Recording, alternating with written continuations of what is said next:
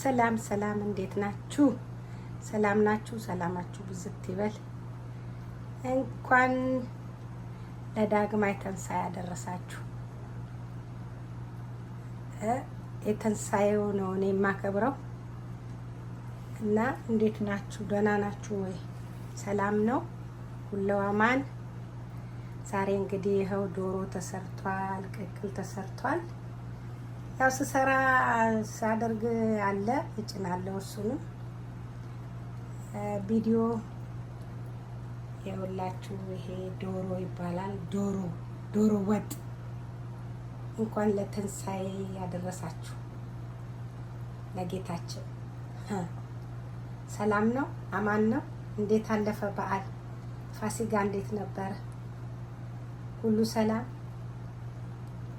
እግዚአብሔር ይመስገን ለዚህ ያደረሰ ተመስገን ማለት ነው። እንዴት ናችሁ? ሁላችሁም የኢትዮጵያ ልጆች በጠቅላላ የኢትዮጵያ ብሔረሰብ እንዴት ናችሁ? ሰላም ናችሁ? አለን የኢትዮጵያ ልጆች በውጭም ያላችሁ በሀገር ውስጥም ያላችሁ ሁሉም በቃ ዓለም በሙሉ እንዴት ናችሁ? አማን ሰላሙን ብዝት ያርግልን። እንግዲህ ዘንድሮ አድርሶናል። ለአመቱ ደግሞ በሰላም በጤና ከዚህ የበለጠ ሀገራችን ሰላም ሆኖ ያድርሰን እላለሁ። በዚህ መልእክት የማስተላልፈው ዶሮ ሲሰራ በጣም ከባድ ነው ብሎ የሚያወሩ ሰዎች አሉ። ዶሮ ሲሰራ ከባድ አይደለም። ምንድን ነው የሚያከብደው እንዴ?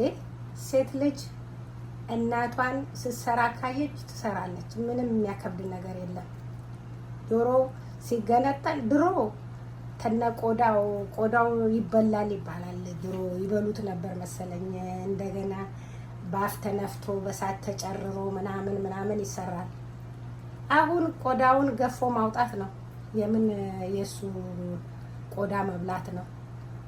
ከዛ በኋላ ሁሉም እንትን አለው፣ ደረጃ አለው፣ አቆራረጥ ራሱ ይነግራል። ምንም የሚከብድ ነገር የለም። ደግሞ አሁን ሀገራችን ኢትዮጵያ ሰንጥሏል መሰለኝ። ይሄ እግር አለ። እኛ ግን እግር ልጠን መብላት አንችልም ዶሮ። አሁን እኔ ዶሮ ስሰራ እዚህ ሀገር ያለውበት ሀገር አለ ዶሮ ፕሮዳክት አፍሪካ የሚል አለ፣ ኦርጋኒክ የሚል አለ እና ገዝተን ገንጥለን ነው የምንበላው። ስገነጥል ምናምን አለ። ያው ታዩታላችሁ። ከወደዳችሁት ላይክ፣ ሼር፣ ኮመንት፣ ሰብስክራይብ አድርጉት። ወዳችኋለሁ።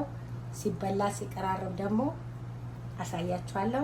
መልካም ጊዜ፣ መልካም የትንሣኤ በዓል ይሁንላችሁ። ባይ ባይ።